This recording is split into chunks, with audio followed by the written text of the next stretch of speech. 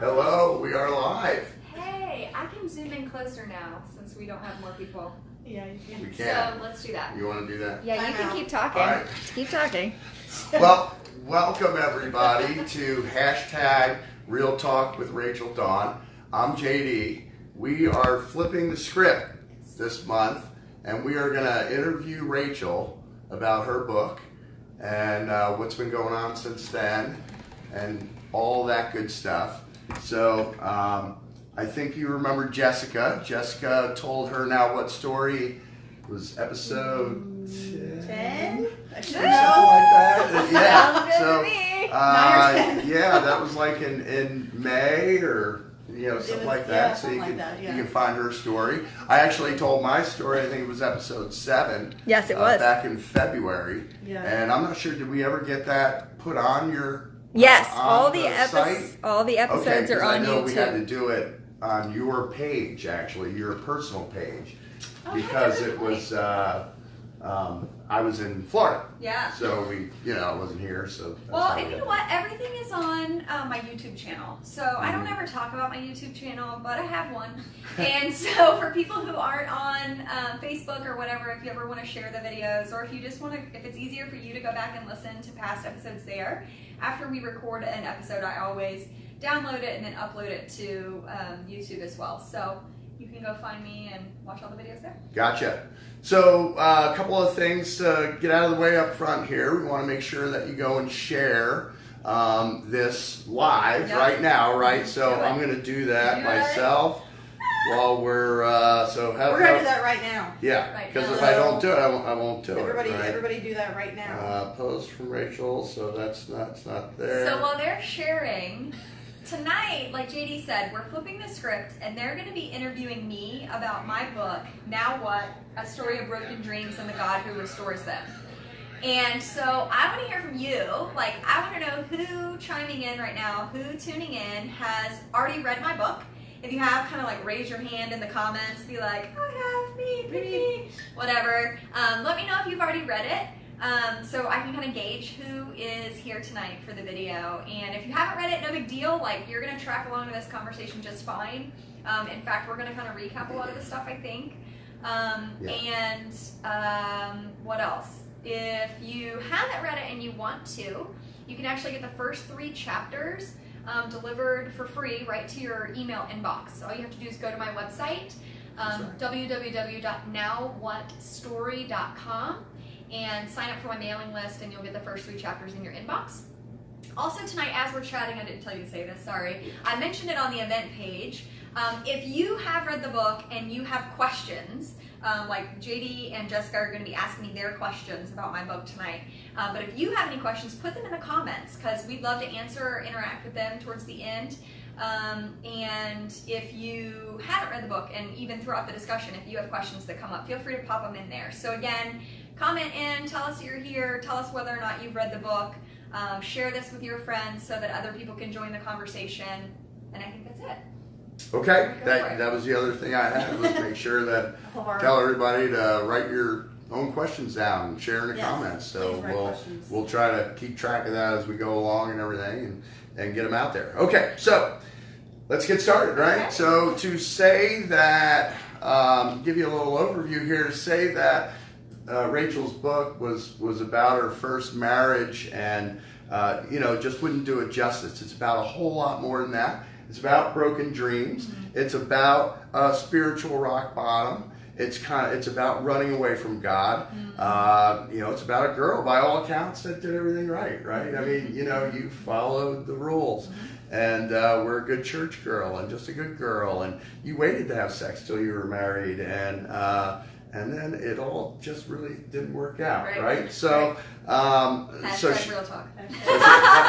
so she ran away from God. But God didn't let you go, right? Uh-huh. He pursued you, Yeah.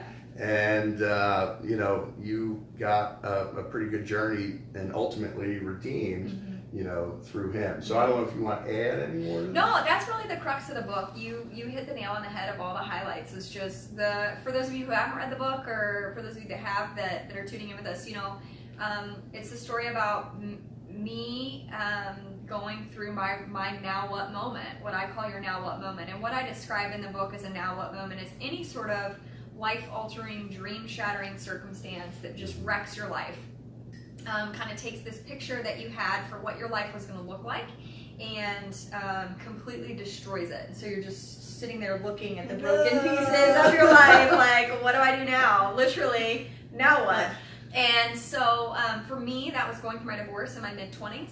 And just like you said, like I really hit rock bottom. I ran away from God and he chased after me. And so it's that story of him meeting me in that place, meeting me in that pit, and then leading me out of there. It's all the lessons that he taught me along the way, and the journey of remarriage that he took me on. So there's a lot in there. Yeah. There's a lot.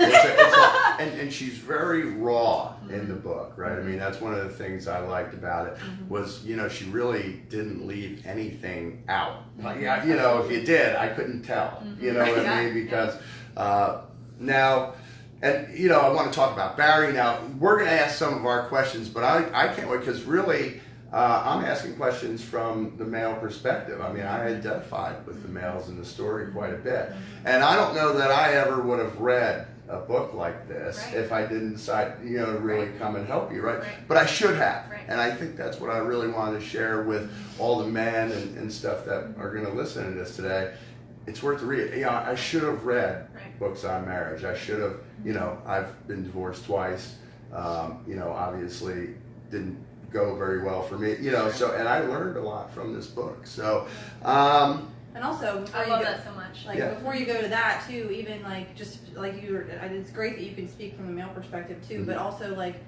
Just from my perspective, I'm also like contributing to the book as well. Like there are, if you're thinking like, okay, well maybe I don't have a divorce, maybe I don't. This book doesn't apply to me. Not true, because there are so many people's stories and things that overcome. If you ever, whether it's if it's not a divorce, there's something else that you may have gone through where you were like, now what?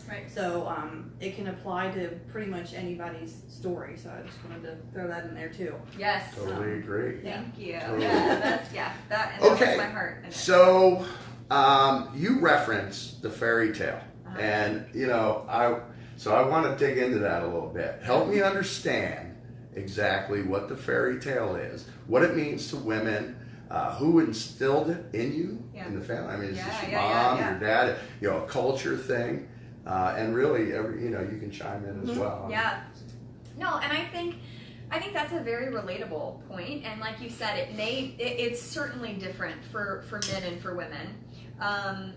You know, women obviously have kind of a different fairy tale image than men do, and we were talking earlier about Wild at Heart. Like that really hits on the heart of what a man really desires in life and kind of what his fairy tale is, honestly. Whereas for women, you know, and I even open up, I don't even remember what chapter it is, I think it's chapter 7, I open up kind of telling this fairy tale about how, you know, our entire lives from the time we're little girls on through adulthood, we are sold this fairy tale of, it starts with Disney movies, and then it moves to Stephanie Meyer novels, and then it moves to Christian Grey, whatever, 50 Shades of Grey. You know, like it's all bullcrap. Like it is fantasy. And but we're especially in Western culture, it's just everywhere you look, everywhere you read, even within the church, even within youth group. I was told all about you know, make sure you save yourself for your soulmate and the one perfect person for you, and those type of things. And what I really learned going through my divorce was that I don't believe in that anymore. And that's really scary and like suck to say. And it was funny, like it was kind of this thing that I was torn scary, on. but probably freeing at the same time. Yes. But it was this thing that I didn't want to say out loud, because then that makes me feel like I'm just being cynical. You know what I mean? Like I don't want to be that cynical, like typical, like I'm just thinking of nobody's dreams. What is that 90s artist that made all the bad songs about hating men? Anyway, someone that I'm thinking of. I'm like playing the song in my head. I'm playing the song in my head, but I'm not going to sing it out loud because it's profane. But anyway, but I didn't want to feel that, and I said that a couple times in my book. Like I didn't want to be the bitter man-hating divorcee. You know what I mean? Like I did not want to be that stereotype. I didn't want to fall into that. So what do you do with that? Like, how do you deal with, I don't believe in this anymore, but I don't want to be cynical. So really that was a big part of my story, and why the chapter on the journey to my remarriage, why that's such a big part of my story, because it had to be, because it was me asking God, like, what am I allowed to believe about this? What should I believe about this? What should I be thinking about this? Because obviously all the things that I thought and felt and expected from marriage and what that fairy tale was going to look like my whole life, that isn't how it turned out. Right. And in reality, that's actually very unhealthy. And you know, I didn't know that. And once I experienced that, what I realized was that what was most detrimental to my marriage, my first marriage, was my unrealistic expectations, and believing that fairy tale picture could be a reality. And so yeah. And when did that take place? Is that during the marriage that you didn't believe it anymore? Oh, or no, after, no. In the divorce? During my marriage, it was very much, I still clung to that idea. And so what that season was, and I talk about this a lot, it was just a lot of anger and bitterness and resentment, you know, because my husband wasn't giving me the things that he should be giving me, that he wasn't doing the things that he should be doing, right? It's so funny. I just started reading this book today. This girl showed up in my Facebook news feed. I don't know her personally, but I signed up for her mailing list and got like a free marriage prayer challenge delivered to my email. It's like 5 days, whatever. So I start reading it, and she sent me the first chapter of her book. It's called The Unveiled Wife. Jennifer Smith, I believe, is the author. And she starts telling her story, and it's like verbatim mine. Like, she grew up, she was a good Christian girl, she got married, she's feeling all these things, like she's, the first chapter is this place where she's angry and bitter and resentful to her husband for her marriage not going the way that she thought it should. And because she was the good girl and had done all the right things, she was angry at God, just like I was, because this fairy tale marriage that she thought she was going to get wasn't that. And her story is totally different than mine. She's happily married today. They worked through that together and figured all that out. But it was so funny reading like my exact words and thoughts like in that season. I was just reading that today. So I know that that's not uncommon. I know that those unreal expectations are so prevalent, especially in our culture. Well, like you said, we're surrounded by. Oh my gosh, I mean, the messages. You don't have any other message being delivered to you, so why would you think it's not true? Right. You can't get away from it. It's everywhere. Like I said, I mean, it starts as fairy tales, but then it goes into to romance novels. But it's not about living life with someone. It's about this this fantasy. No, yeah. And we can maybe talk about that at the end, kind of, because I don't think I talk about this in the book, but you know, Barry and I have been married 5 years now, and so we have this totally different experience within marriage, and maybe we can kind of touch on that at the end, just, you know, the things that I'm constantly learning still. I mean, it's not like I've got it under my belt by any means, but just constantly having to check those expectations over and over and over again, even still in my marriage today, so. Okay. And Jess, same with you? Same type of... Yeah, you know, like as far as fantasy, like the dream, I think so. And like I said, you're just surrounded by it. So you, well, I guess even when you grow up and you like, I mean, we're both in the same similar situation. Like we have parents that are still married, and they're a great example, right? Like, and so I had this good example, and you think that fantasy story that you hear is what caused that, right, and that's not the case, right? Like it has actually been a struggle, and it's been hard at times, and they loved each other regardless, but you think that that's what caused that 45-year marriage was because they had this fantasy, and that's not the case. Like, so yeah, I think it's just, and maybe not, you know, having that conversation with, you know, maybe I should have talked to my parents more about what marriage was, you know, what that concept is, and I've never been married, so I can't even like, you know, speak on that, but even from the fact of just, you know, hearing your story and watching you go through it and like, oh, okay, this is, I can totally see how I would do that, right? I could do that. Because like I projected so much onto my ex-husband, like as having watched my dad be this amazing example of a man and a husband and a leader and a father, that like, oh, these are all the things that a good man does. These are all the things that a good man doesn't do, and this is what he's like. And so, I mean, that was awful. Like that put so much pressure on that poor guy. You know what I mean?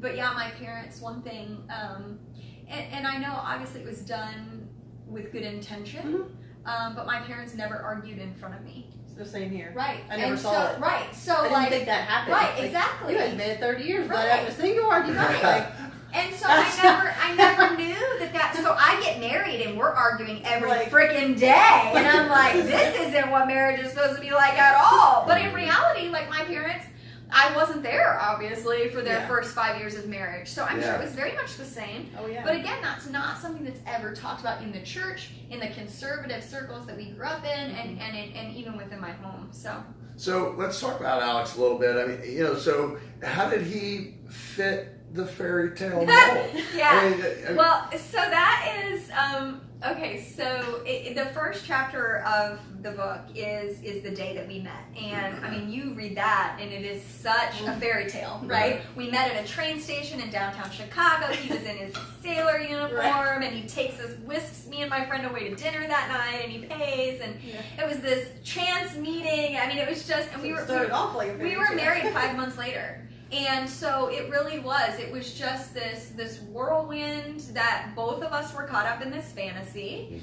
And we were both young. We both had no idea what we were doing. And, we both just believed that lie that we were the one for each other. And so if you're married to the right one, everything's going to turn out perfect. Like, you're not going to have to worry about anything because it's the right person. It's going to work. You'll never argue, and And that's such not the truth. now, did he think he was Prince Charming, or you know what I mean? So Alex actually, there's a lot to his story that I don't tell, obviously, because it's not my story to tell. But just, I mean, and like if you've read my book, then you know, like Alex is really kind of painted as a villain in the story. His character is not painted in a good light. But understand, like Alex has read my whole book and he loves it. Like he wholeheartedly promotes it.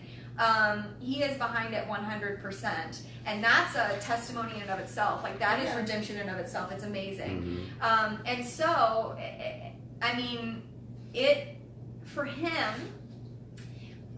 He was caught up in that too, believing that I was the one for him, right?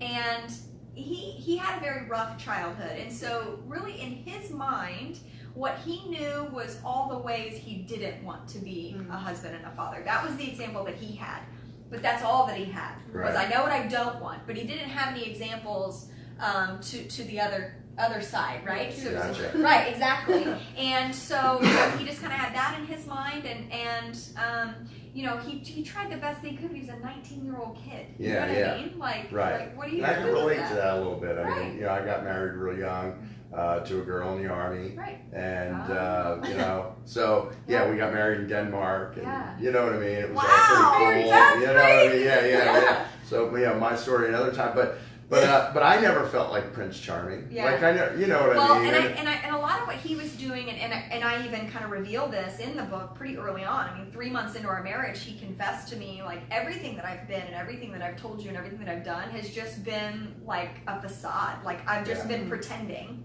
Like I've been doing everything that I needed to do to get you, to win you, to be who you want me to be. And I was like, whoa, wait a minute. what just happened? Like, wait a minute, that's not what I signed up for, and what are you talking about? And so it was just a lot of him being young. He didn't even know who he was, or who he really Well, he wanted probably to be. didn't. Right, no. I mean, he didn't. No. You Right. don't. And At so, 19, you right, don't. exactly. When you're a guy, like at 19, Right. you probably know it. So he 52. was- right. You know what I mean? We're still learning. Hashtag real talk. Hashtag. We're always learning. So he was just trying to figure that out and be what he thought, what he wanted to be. But again, he didn't. I mean, like you're just making it up day by day, and we all are to some degree. But like, what guidelines did he even have? You know what I mean? So. Now in the book you talk about when that you. Let's see. You wanted to hear from God, right? So you took like a 3-day hiatus from him or something, and you guys thought about this and prayed and everything else. And then you said, did God really come back to you and say, hey, yes, this is it? Or because for me, a lot of times if I'm going into something that I want, I tend to come back with the answer that I want. God gives me the answer I want. Right. How did that work out for you? Right. So what you're alluding to is the period of time right before Alex and I got married, actually. So we had been dating. So we met in May. We saw each other next in July. So we got engaged in September. I don't remember if that was when we were engaged or not. So sometime probably right around then, probably September-ish, because we ended up eloping in October. So that period of time, we were both trying to decide, are we really the one for each other? Right. And how do we know that? And we want to be certain. And so we kind of made this decision together, because right before that, it was September, we had come very, very close to having premarital sexual intercourse. And so we're going, whoa, slow the train. Like, if this is going way too far, way too fast, what are we doing? And at that time, Alex was very close with the chaplain on his base. We were having a long distance relationship because he was in the Navy, so he was actually still up in Chicago, and I was in Cincinnati. And so he was meeting with the chaplain on a regular basis, and I think it was actually the chaplain's idea. Hey, you guys, why don't you just kind of take a break from each other, seek the Lord's will in this, and really see if he does want you together, and then move forward from there. So, yeah, I mean, wonderful idea, right? That's very good advice. Yeah. And so we decided to do that. So we were taking a 3-day fast from each other, and 100% no contact, so no calls, no texts, no emails, no nothing. I think that was like, did Facebook even exist then? I don't even know. But anyway, so like nothing, like no communication with each other beginnings for 3 days, and we were gonna just fast and pray and whatever. And so it was a really cool, again, like a piece of the fairy tale, if you will, that we came back together after those 3 days and we're talking. And I had just read a story in actually a Kenneth Copeland magazine talking about Abraham, giving up his son Isaac in sacrifice, and how God asked him to do that, but then spared him at the last minute. And I'm like talking real slow because I'm like, the character names don't sound right in my head, but that's right, right? Abraham and Isaac. Okay, so anyway, and I had just read that story, and through that, they were talking about the parallels and how, like, that's the way that it is in our faith, that God gives us things, and if He asks to take them away, it's a test to see if if we really are willing to put Him, everything in His hands, if we're willing to trust Him with that, And so I'm telling Alex that story because I feel like God was telling me, because I was willing to give Him up, I got to keep him, right? And so, like, this is the confirmation that I got from the Lord.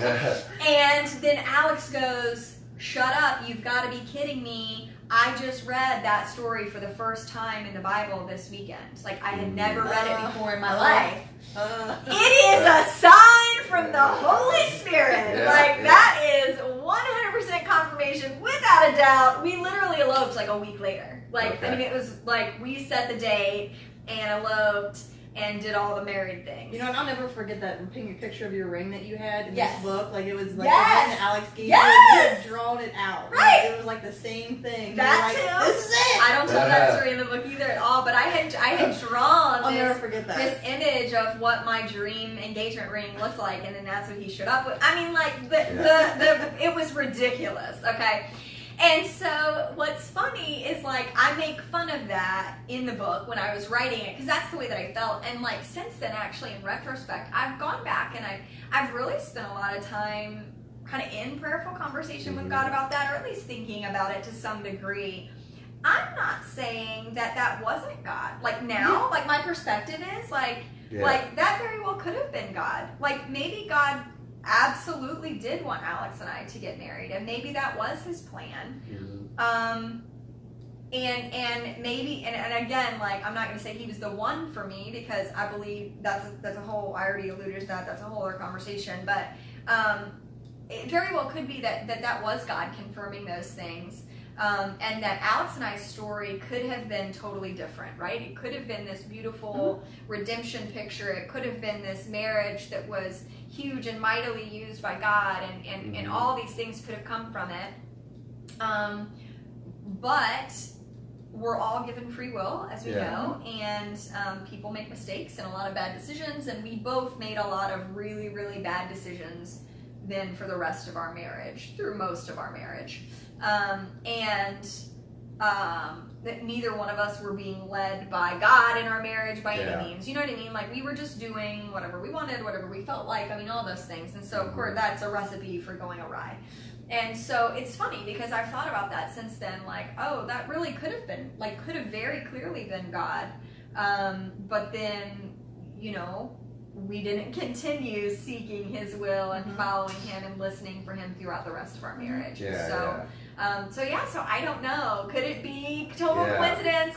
Was it really God? I don't know. I still don't know that. Oh, and another funny thing I talk about in the book, I heard the Mariah Carey song about butterfly, about letting things go and they come back to you, and then it's meant to be. So so Mariah Carey and Jesus. It's definitely confirmation. Right. I mean, I don't know how you get away from it. You gotta go for it. Right, exactly. And what's funny too, I say this in the book too, because I think this is a really, really big point to point out. Because we talk a lot about spiritual warfare in the videos, and I think I've mentioned this before, but it was in that season that I also learned and read and talked about in the book that the enemy can use all sorts of things to lie to you and deceive you, including scripture.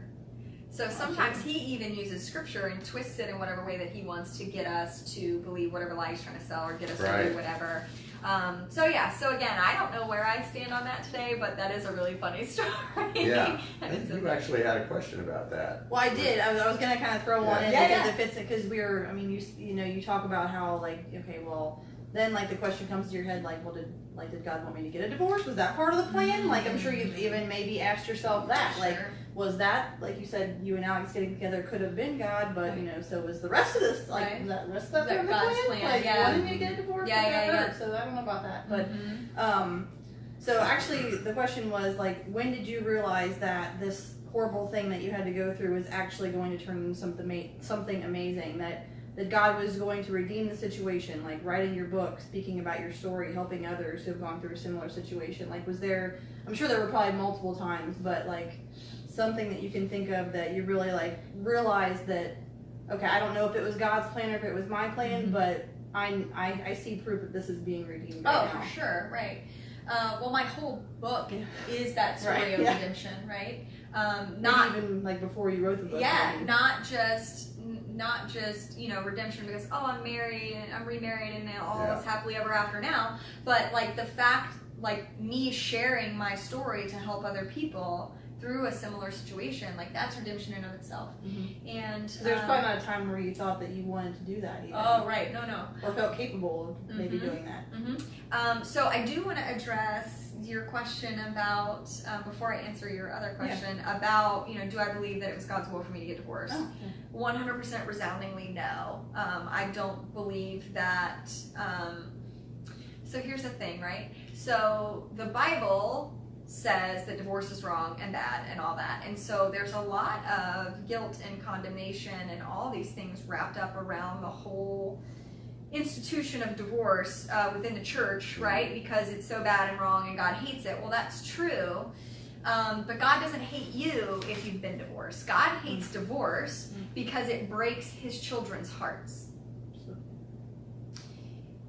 And that is the heart of God the Father. And so I want that to sink in for a second. That's why I kind of slowed down there. That was something that I really had to learn and differentiate and understand that God wasn't mad at me. He wasn't going to turn his back on me because I had decided to go through with the divorce or whatever. That, you know, I couldn't ever be forgiven. I was going to hell. I mean, all the crap that's within the church and the religious circles about what happens when you go through divorce. And I read an amazing book. If that's a question that you have in your mind, or if that's something that you deal with or struggle with or whatever, the book that really helped me the most was by Kenneth Hagin. It's called Marriage, Divorce, and Remarriage.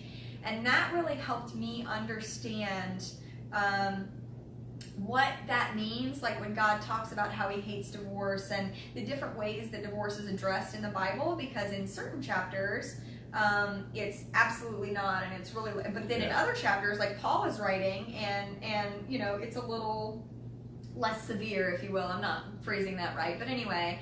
But Kenneth breaks down those different instances, and what you have to look at and be cognizant of is the different audiences that each of the chapters are being written to. And anyway, it's just very, very insightful. And so for me, like, it was really learning the heart of God and understanding, like, no, he wouldn't have planned that. He wouldn't have planned for me to get divorced, for how much that hurt me, for how much that hurt Alex, how that hurt our whole families, how that affected our influence and our impact that we could have had through our story. That wouldn't have been God's plan. So, and then inversely to that, what if it wasn't God's plan for Alex and I to get married, but we did? God still could have even redeemed that and made our marriage wonderful and made it be successful and be a light and a message and a platform for him. So there, I mean, there's just so much about understanding God's heart that once you really get to know him personally, it kind of takes the walls off of what's right and wrong and black and white and everything. You know what I mean? And so anyway, that's just kind of a tangent, but I did want to address that. Yeah. No. And so. So I don't believe that at all, that was the plan. And so the second part of your question. Well, I actually want to rephrase it a little bit, because I was thinking, like, I want to phrase it more towards maybe even before you started writing your book. Sure. And like, you maybe necessarily didn't feel like you were in a good place, but you know, was there a moment where you may have, like I said, you didn't necessarily feel capable of telling your story, or feel like, you know, it was not going to benefit anybody, or nothing good was going to come out of it, but God came to you one day, or, you know, you just had this moment where you're like, I believe that that's true. Yeah, for sure. And that story's in my book too, because I talk about kind of how my book was born and how all this started. The me telling my story was started. And so it was very specific that coming out of my divorce, I didn't believe anything good about my life. I believed that I had ruined my life, that I had ruined God's plan for my life. When I was young and growing up in high school, I really got this picture and this vision that what I was going to do, because I always wanted to be a writer, what I was going to do was write books and then speak and teach and train young girls, adolescent girls, about abstinence. That was something I became very passionate about in high school. So that's what I thought I was going to do. And so then after going through my divorce, of course, I'm going, oh, well, that plan went to crap, because, like, here I am divorced. I followed that game plan, and this is how it turned out for me. So, like, not even sure I believe in that anymore. So now what, God? And so, yeah, I didn't believe that. I believed that I had blown God's purpose for my life. Not only did I not believe that he could redeem this horrible thing, that wasn't even something within my comprehension, that he could take something so horrible and awful and actually use it for good. Like didn't even cross my radar with the environment that I had grown up in. Even though you've probably heard that term so many times. Yeah, like, no, I didn't understand what redemption meant. I mean, for me, like, what I thought redemption was you get to go to heaven, right? No, that's all that I thought redemption was. Yeah.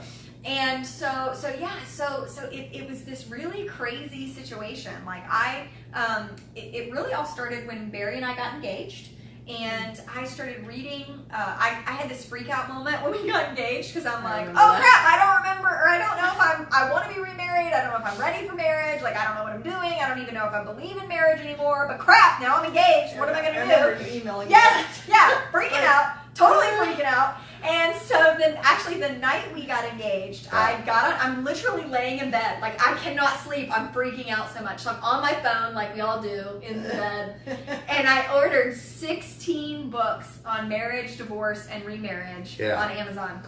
And so I get those, and I start devouring them. And really, my mindset and my goal was, I don't know what I believe about marriage. I don't know if I believe in marriage anymore. So God, you've got to show me what's even the friggin' point of marriage. And, like, what does this look like? So I started reading those books, and then I just started posting things that I was learning on Facebook, right? Like, that's what I do in life, if you know me at all. Kind of the queen of posting on Facebook. And so I was just sharing the things that I was learning and that were speaking to me, and people started responding. And, my inbox, my private message inbox, was just getting flooded with people who had been through divorce, who were in a rough marriage considering a divorce, who had just left, but, you know, whatever. Their husband had just left. I mean, all those things.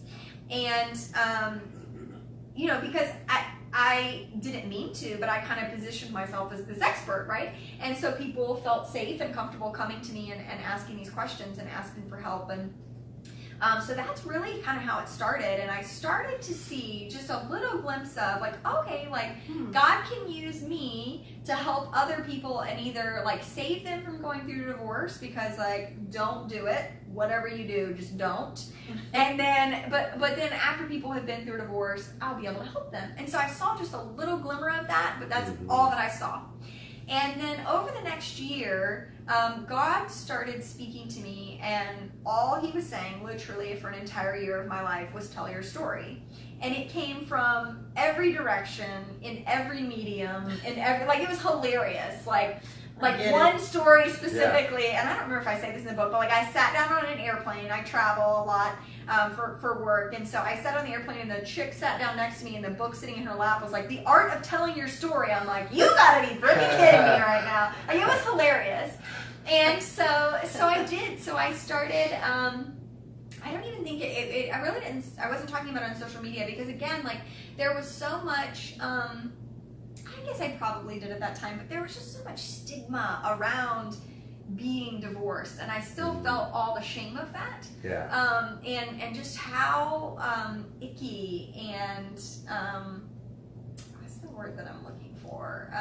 Anyway, like within the church and within like the Christian environments that I was in. And so I started getting cups of coffee with people and just telling them my story, and not even people who'd ever been divorced. Like, I was just telling them my story and what I had been through and the things that God was starting to teach me. And I mean, because reading those divorce and marriage books, the biggest thing that I got out of those is, oh my gosh, I'm not alone. Yeah. Like so many people have felt this way. So many people have dealt with these unrealistic expectations. They felt that disillusionment. They wanted to leave. They wanted to get out. They felt all these things that I felt after getting divorced, like feeling like damaged goods, feeling like you've ruined the plan for your life, like all these things, being afraid of remarriage. Like, in all the books, everything was there. And I'm like, oh my gosh, I'm not alone. And so it made sense, right? Like, if I'm not alone, then by telling my story, I can help other people not feel alone. And so I did. So I started sitting down and telling my story over cups of coffee.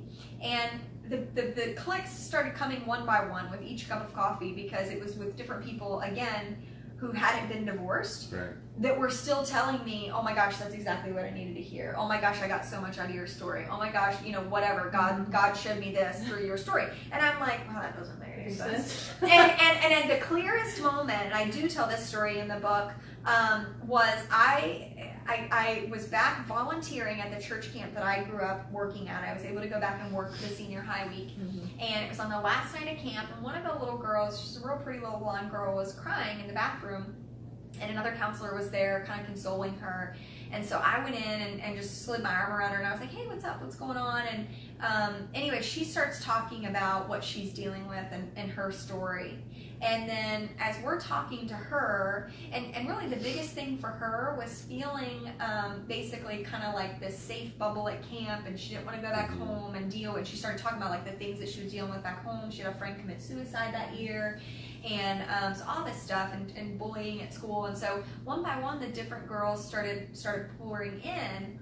And by the end of the night, there were probably 8 or 10 girls sitting around, and each telling little bits of their story. And there was one girl whose mom had been divorced several times, and now she had a 3-year-old little sister, and her mom worked several jobs, and so she was basically having to raise her little sister as like a 14, 15-year-old. So she was like missing out on a lot of, and so of just being a teenager, and she felt this burden and this responsibility. And then another girl who her parents had just gotten divorced, but she was the only one like within her circle of friends whose parents was divorced, and so she felt ostracized, and she felt but not all the stories had anything to do with divorce. They were just talking about bullying and the stresses and pressures that teenagers have to deal with. And I was just floored by their stories, because like the things that they were having to deal with, I'm like, oh my gosh, like this is so different than when I was a teenager. Like I can't even like process what you're telling me right now. It's so overwhelming. And all that I could do to respond was just tell them my story. And like almost as I'm saying it, I'm like, what the heck am I doing? Yeah, what does this have to do with 16, 17-year-old girls dealing with bullying? Like, what the heck is it? But like, that's all that came out of my mouth. And probably, I mean, it was like 10 minutes. Like, that was it. And I finished, and I remember being like, well, there's that. I have no idea why I just said that to you or how it's going to help you at all. And that's all I'm working with. And this one little girl sitting across from me looks at me and she goes, everything you just said in the last 10 minutes is exactly what I came to camp to hear. She was like, that's what I came for. The whole week was that right there. And I'm sitting there like, oh my God, it doesn't make any sense. Like, I have goosebumps. I'm like, what's going on? And so the circle kind of breaks up and we all go to bed for the night. But I'm walking back to my bunk and I literally start laughing because like God's like, see, just keep telling your story. Like, that's all I've told you to do is to tell your story. And I just started laughing, and I think I probably even said it out loud. Maybe people think I was crazy, but I was like, okay, I get it. Like, I'll just keep telling it. Now, was that one of the times, or was there many times throughout the story? It kind of dovetails onto your last question about when God really became, went from a conception to a reality. No, that was a totally different experience, and that happened actually. It was probably a couple years after my divorce. When I was in my lowest of low places, it was when I was really hating God, running away from God, didn't want anything to do with God, because I felt so betrayed by Him, right? Like I had done everything right, I'd followed all the rules, and He screwed me over, is the way that I felt. And so it was like, fine, screw you, God. I'm going to do whatever I want to do now. Then it's going to be all about me. And so it was in that season when I was literally just doing whatever I wanted to do, that I picked up the book The Shack. And I don't even know why. I'd heard people talk about it probably, but I don't know what attracted me to the book. But the minute that I started reading it, it was so funny how my story and the main character's story were so alike, even though they were so different, right? Like the story is this man's young daughter is abducted and murdered by a serial rapist killer. And so like obviously total polar opposite of my story, but we ended up at the same place, that we were bitter and angry at God and running from Him. And so there's just this beautiful, I mean, the story is just amazing. If you've never read The Shack, I've talked about it endlessly in the show. But it is this beautiful story of God meeting that man in a very real and intimate way, and meeting him in that heartbreak, in that place, and just the things that he tells him, and this conversation that they have over this 3-day encounter that they have, this retreat. And it was in reading that book, I got to know God really for the first time, because it was so it just flipped this image of who I had of God my entire life, like completely on its head, right? It was like my mind went on tilt, because in the book, God is a sassy, plump black woman. And so I'm like, wait, what? Like, you can't say that. That's heresy. Like, you can't even infer that God is a woman. And, but like the point is like, God is God. He's equal parts male and female, obviously, since He created both and we're made in His image. And so if God wants to show up as a woman, He can, because He can do whatever He wants. But again, like it was just such a jarring picture of anything I had ever known about God, that it just caused me to start all over, and kind of started this base, this blank slate. And in reading that book, it was this invitation that He was saying to me, honey, all the things that you think that you know about me, that's not me. Like, so come get to know me for yourself. And that's really when everything changed for me, and that's when I met God for the first time. I didn't even know that I didn't know Him up to that point. You know what I mean? Right. And so yeah, that story's in there too. Okay. Yeah. All right, let's switch gears a little bit, because I want to talk about Barry a little bit here. Okay. So I mean this poor guy. You know oh my gosh, yes. So God bless his soul. I mean, you guys are living together, both seemingly in love. Yep. You know, he feels it's time to pop the question. Right. Summons up the nerve. And what takes place? Rachel freaks out, Freaked right? out. So That's exactly my the first response you thought was Right. well, Rachel's gonna have to find another guy named Barry to get married Right. because you know what I mean. I mean, no way he There's sticks no way, around right. through this, right? Right. And so no, here, so he finds out you lose desire from. I mean, he read the book too, right? So he's, Sure. this is after you decided, like I guess months prior, to stop having sex. Yeah. You guys are living together, and And that was his idea, by the way. Oh, was it really? Okay, no, I didn't know that. Yeah. So here, so are we? So after the proposal, you guys have the talk. You kind of mentioned it or whatever, and Barry comes. He says, "Come here, Right. don't cry. So this yes, is- I'd love to date." I'm like, this guy's the best guy in the whole world, or what? I mean, was his commitment ever what? I mean, what did he get? He got like 5 books to read too, or something, to question his, commitment in the relationship. I mean, was it ever really in doubt, or was this? So I love that you loved that part of the Yeah. story Oh, because I love hearing it from the guy. I know from the guy because every woman that reads this story like texts me or messages me, like especially anybody that knows Barry and is like, oh, just all the cry faces, right? Like Barry is the You best. guys are like, right. what? And so that Yeah, I'm just like, I story can't believe it. is truly Would I Yeah. do that? truly amazing. So to give you guys some backstory, if you haven't read the book or whatever, if you don't remember that part, so the point is that like I talked about, like JD mentioned, I mean, we got engaged and I freaked out, and we actually were getting ready to leave one another. We were both going away for the weekend, and so I had time to like go away and process with a friend, and really kind of figured out like I need to slow down to speed up. Like I need to back up and deal with all this baggage that I have before we move forward, right? And so really coming home and having that talk with him, and I say this in the book, like I thought for sure he was gonna be like, all right, sweet, like glad to know where you stand, and he was just gonna walk out the door and it was gonna be over. Because basically like I said to him, like, look, I don't feel like we ever dated. Like I feel like we just got in this relationship. I was a train wreck. I was running from my divorce. Like we met and started dating like while I was going through my divorce. So he was there for me. But like our relationship was totally unhealthy. Like I mean, it's just not like we were just having sex and we were friends and we, he was there for me. And so it was really like just that recipe for unhealthiness, because I was using him as like this emotional crutch after my divorce and all these things, even though I wasn't admitting that was what I was doing. And so then after a period of time we moved in with each other, just because that's what you do, right? Like we've been dating this long and we both need a place to live and our leases were coming up, so we moved in together. Save some money. And so like we just like gone about living this life together, and then when he proposed it got so real, and I'm like, again, like that made me freak out, because I'm like, I don't know, like what I said and what I say in the book is like, we're perfectly happy the way that we are. Why would we mess it up by getting married? Like, because I've been married before and it super sucked, and I'm not trying to do that again. Or like be trapped in another situation. Like we're happy now, and so if we get married and you change, like my ex-husband did after we got married, like I'm gonna be stuck.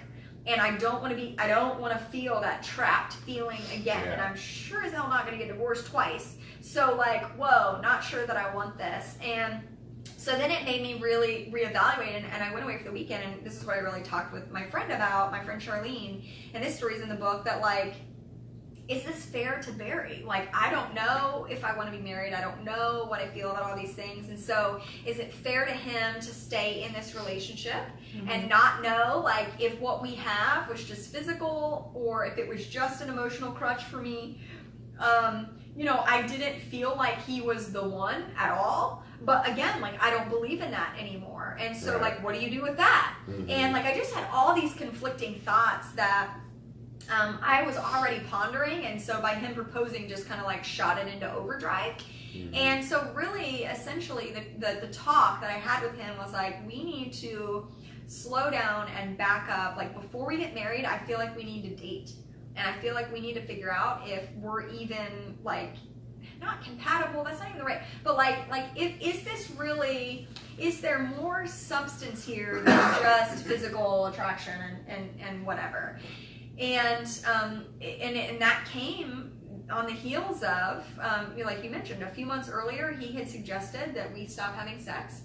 And I was really thankful for that, because I'm like, good, this will give me time to like sort out my feelings, to see if it was really real or if it was just physical or whatever. And things hadn't gotten any clearer in those months, and so I was still in that confused place when the proposal came. But yes, like his response was just flooring. That I'm there crying because I'm all these words are pouring out of my mouth that are just should be breaking him, should be driving him away, should be doing all this stuff. And I mean, thank goodness, behind the scenes, what I don't talk about in the book is Barry was not really a believer when I met him, and through the process of our dating had gotten saved, gotten baptized. He actually got baptized in our backyard and asked me to do it. And so that was a backstory there. And so he was a completely different person than when we started dating. Okay. And so I, just all that crap comes out of my mouth, and he just looks at me, and like I said, I'm crying. I can't even look him in the eye because I'm just thinking about how badly I have just hurt him. And I'm just thinking that he's going to walk out the door. And he's quiet, and so I'm like, oh crap, like what's happening? Like, but I wouldn't look up. And he backs up and he sticks out his hand and he says, "Hi, I'm Barry. That's my dog Major. It's nice to meet you." Like, what? Like, what do you do? Screw that guy. I mean, that's Prince Charming. You know what I mean? That's something Prince Charming would do. We were talking about the fairy tale, and I don't know, it doesn't fairy tale. Doesn't really get much better than that. And so he was like, "I would love to date you. I would love to Now, is he the spiritual leader in the house? I mean, because I know, obviously you do this and having this ministry and looking to build. Yeah. So that's something in our relationship that we're still working towards. I mean, obviously he wants to be the spiritual leader. He has the potential to do that. Yeah. There are times and ways that I certainly do let him lead. But at this point, there are a lot of ways that I am still the leader, just because I do have so much more under my belt, if you will. So it's really sweet. Like, it's this really sweet environment that he comes to me and he asks me questions about the Bible and stuff, because he wasn't raised with that at all. Mm-hmm. And so even if he reads something or he learns something, he'll come to me and ask well, what about this and what does that mean? And I didn't know that. And so I'm able to teach him sometimes in some ways, but no, I mean, when we have meals together, I always ask him to pray. You know what I mean? So it's those type of things. I try to give him the initiative and just try to build into that confidence as a leader in that way. That's a good question though. Okay. But it's definitely something that he's aspiring to, and obviously that I want for him. Yeah, I think there was actually a sermon years ago that a lady gave, and she was talking about how by obeying God, she was helping her husband become that spiritual leader, and that was how maybe that's and so I'm absolutely, and I'm not super good at it a lot of days, don't get me wrong, that's definitely an area that I need to grow in as well. In fact, I just bought a book. I think somebody else was reading it and had posted about it, and I was like, yep, I need that. But it's called The God Empowered Wife. Basically how a strong or dominant personality woman can empower her husband to lead. So I'm very excited to dive into that, because it's definitely something that I continue to work on, and that I certainly have a lot to learn and grow in that area. But it's a matter of, I mean, it's everything. My personality is just more dominant and strong than him. I'm more take charge, get things done. Yeah, I've only heard him say 8 words. Right, He's more contemplative, and so there are a lot of things, but it's certainly, I mean, he is a leader. He is born to be a leader, and it is amazing to see him in situations. I've had the opportunity just within the last probably year or so to see him in environments where he is definitely the leader and he's definitely in charge, and it's very attractive, Yeah. you know, obviously. Right. But it's just cool to see his confidence grow in different areas and different arenas, and to watch him step into that leadership. Like, I want nothing more than that. You know what I Right. mean? Okay. Yeah. All right. So look, we've been going at this for about 55 minutes Okay. now. I don't know how much longer you want to go, but I know you Yeah, had yeah. a couple of more questions too. I don't know if we have Maybe we time can, for all yeah, of these. maybe we can just try to wrap it up with one more.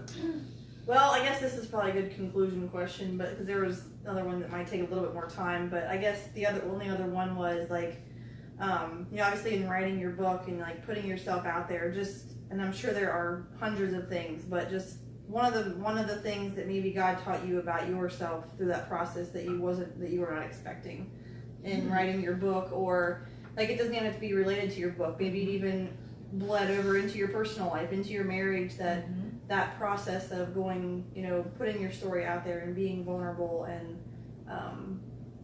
putting yourself for the world to see something that you were not expecting to learn about yourself that you did. So I think to answer your question, it's gonna seem like I'm going a little off topic, Yeah. but it's funny because your question is a question that I get a lot, Okay.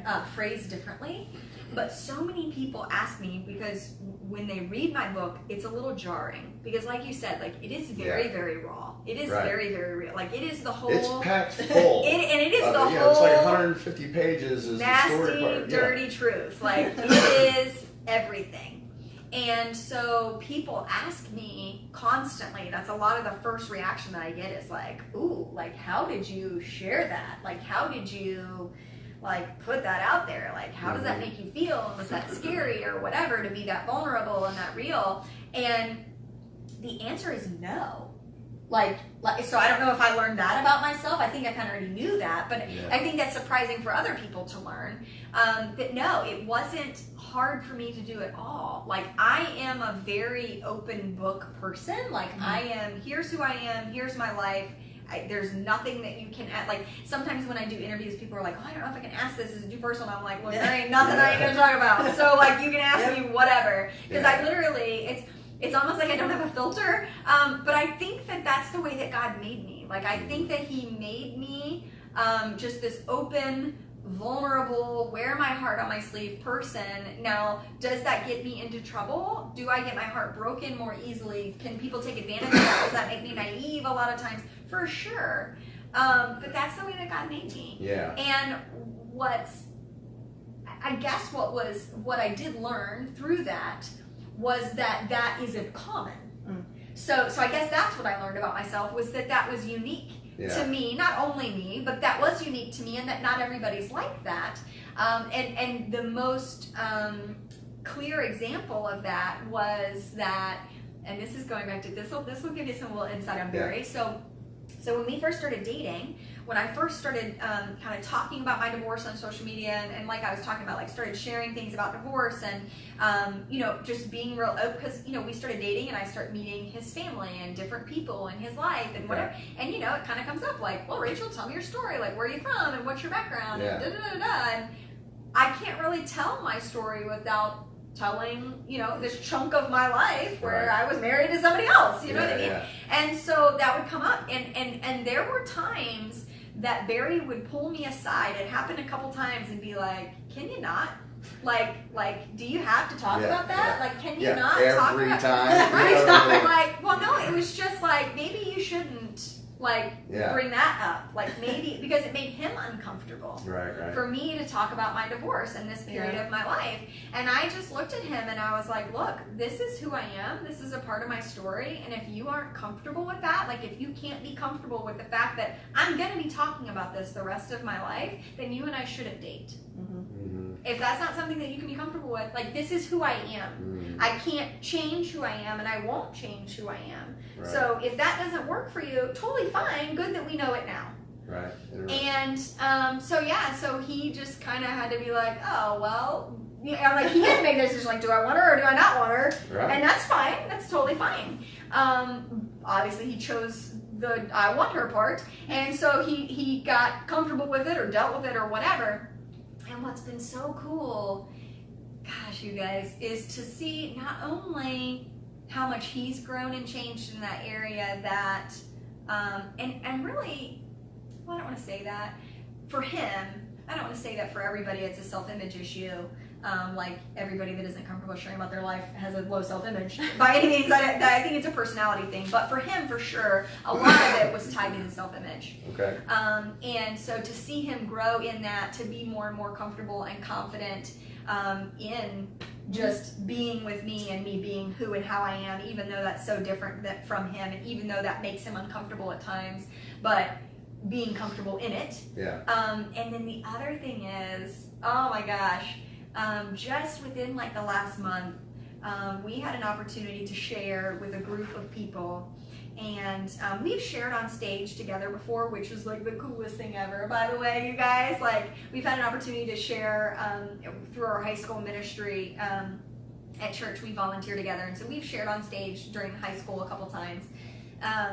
But we had an opportunity to share together in front of a group of our like our business leadership team, and he got unbelievably vulnerable. Like, he cried in front of these people, telling his story about, and it was really, I mean, his story's in the book. Right. In his, he has one of the chapters in the back. I think it's chapter 14 is Barry's story. And so he talked about that a little bit, not the way that he does in the book, but he talked about just how he had this pilot light inside, and he had this dream that he envisioned for his life, and how it had almost gone out, and just the hardships that he had endured, and just the disbelief that had surrounded him, and how he was having to protect that pilot light, and how other people came in and they would help light that flame. And he was talking about how invaluable it is to have mentors and friends that keep you accountable and help you, and just having a team of people around you with a common purpose and in front of like 100 people. Like, he's telling this and crying, and I'm just sitting there like, I'm looking at him like, this is so incredible, because I know where he came from. Hey, how about you not talk about your drama in front of other people? Right. And to see his. Oh my gosh, like, it was so amazing. Yeah, he didn't want his life out on Front Street. He definitely married the wrong person. Right, exactly. Right, like, it's going to be out there whether you want it to be or not. But no, like, to see him share that vulnerably and that real in that environment was just so amazing to me. That's pretty cool. And I think it's not, I don't want to say, I mean, look what I've taught him, but like, he's learned from my example in that, okay, so like, maybe you don't want to tell your story because it's uncomfortable for you, but it's not about you. That's the point, is that when you tell your story and you're real and raw and vulnerable, and you talk about what you've been through and how you've been hurt and the things that you've had to deal with, it gives other people permission to tell their story and to own it and to go, me too. I thought that it was just me, but oh my gosh, I'm not alone. Right. And once you see that revelation on people's faces, once you see other people get to own something that they thought that they were having to deal with by themselves, being alone, being isolated, it's like an addiction, right? You can't stop sharing it. Right. And so I just loved getting to see him experience that and just walk into that. And cool. So, yeah, it's super cool. So do you have a takeaway from the book that you learned? Oh, yeah. Or, you know, whatever, that's put you on the spot? Wow, that's a loaded question. Yeah. Right. Well, obviously being part of it, there was so many other, like I said, that's why I mentioned at the beginning that there was just so many other people's stories, and just being able, I guess my takeaway in just to, like I said, there's probably a million things I could say, but like your book makes, like I said, that's why I wanted to say it at the beginning, because it makes you realize that even though it may not be a specific situation, like no matter what it is, you're not alone. Mm-hmm. Like no matter what, like there's somebody there that can help you, and there's somebody there that can be there for you. And that we've all had something, right? Everyone. I mean, I'm not trying to speak for everybody in the world, but I could, if I'm willing to say, statistically speaking, it's a high probability. It's a high probability. You've been through some that you've hashtag been through some shit. No, I'm sorry, I can't say that online probably, but it's all good. That's what we do. Hashtag real talk. But everyone has sat on a couch or been in your car or been in your bed at night and said, now what? Right. Like, now what am I going to do? Mm. And Preach. there is just, there, like I said, you're not alone. I guess that's really the only thing. Like, you're not alone. There are people there for you. And there is a process waiting for you that is going to just blow your mind if you just dive into it. Yeah. So I guess that's probably mine. Okay. That's awesome. Sweet. Yeah, I learned. So lots of stuff. Really. The whole part on grace and truth. I love that whole thing, and really what Brian Tome had to say about it. Get the book. Even that is worth. Right. I was surprised at a lot of the things we share. That our thoughts determine our beliefs, and the old fulfilling the prophecy. If you, I always talk about it in terms of golf a little bit more. But every time I thought I was thinking I was going to hit a bad shot, it was amazing how right I was. Sure. You know what I mean? So it's very difficult to. Have those proper thoughts, the chatterbox and controlling what we, listen to up there. Yeah. Have you read that book yet, by the way? I have not. Oh, it's real good. Yeah. Oh, really? Crash the Chatterbox by Steve Furtick. Okay. Very, very good book. Love the lies and the falsehoods. And, I really learned that I didn't do like a tenth of the work, that you did, and I've been divorced twice. So, there's work for me to do. Fight a little longer. So, lots of stuff. I got lots of stuff out of the book. I know everybody who gets it will as well. I guess, why don't we end on this? Does anybody have, favorite quotes? Yeah, you have a million quotes in there. Yeah. I'll just give you mine. Okay. Tyson, everybody's got a plan until you get punched in the mouth, right? You know what I mean? That probably would be mine. That's good. That's really kind of like a good tagline for the book, because that's what it is, right? We all have a plan. Everybody's got a plan until you get punched in the mouth. Get punched in the mouth, all of a sudden, plan out the out the window. Right. New plan. Right. Yeah, and I love, I put this in there too, Joyce Meyer's quote about that. She says, even if plan A fails, God can make plan B even better than plan A was ever going to be. And that's what I love about it. And that's what kind of is talking about, it doesn't matter what we do, God can still redeem it. No matter how far we get off the path.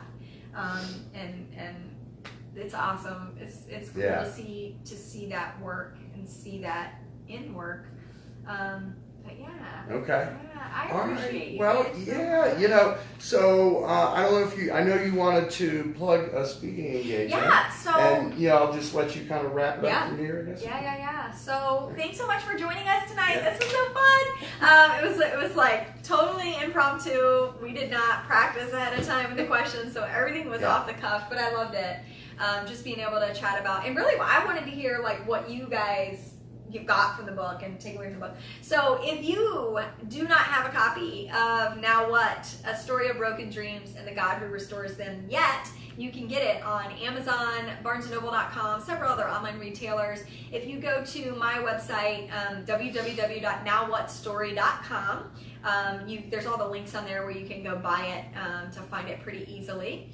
What else? So you can also sign up for my mailing list. I mentioned that at the beginning, but if you weren't here, you can sign up for my mailing list on the website and get the first 3 chapters delivered to your email inbox for free. So if you just kind of want to check it out, sample it, see if you're going to like it, or if you want to start reading while you're waiting on your copy to come, you can do that. It's also available in ebook version. So that's all that. So definitely get a copy if you haven't. I'd love to hear from you after you read it. And if you've already read it, or if you're going to read it, when you read it, please, if you haven't already, leave me an Amazon review. That's huge for me. What that does, the more Amazon reviews that I have, the higher that's going to put my book in search results when people are looking for resources for things along that topic. So that would be a huge help for me. If you haven't done that, I would love for you to do that.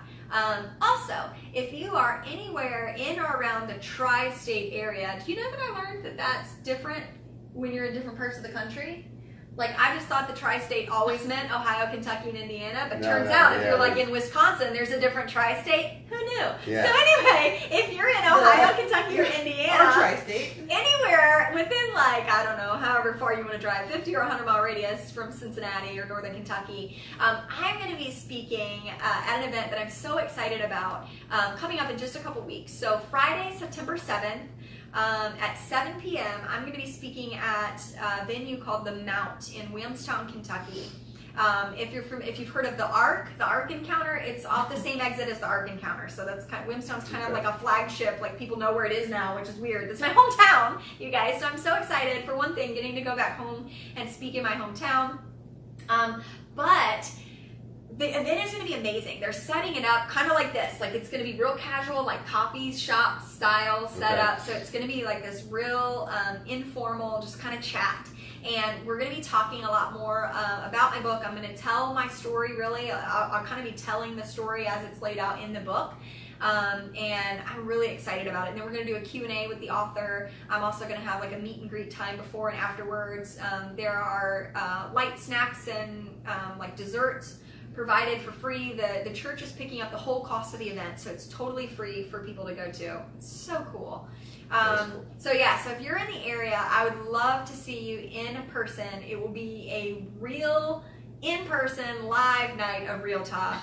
And real, hashtag real talk. So I'm very excited. I would love to see you there. I'll have copies of my book there that night. If you'd like to get an autographed copy, or if you already bought a copy and you want me to autograph it, bring it. Would love to see you there. And that's all I have. I think that's all we've got too. All right. That's Good. another hashtag real talk Hashtag with real Rachel Dawn in the books. That's right. So we will see you guys next month. It's September. I haven't set the date yet. I need to figure that out. But I will let you guys know. Keep an eye on my writer page. You'll see the event when it goes up. But we'll talk to you soon. Love you guys. Bye.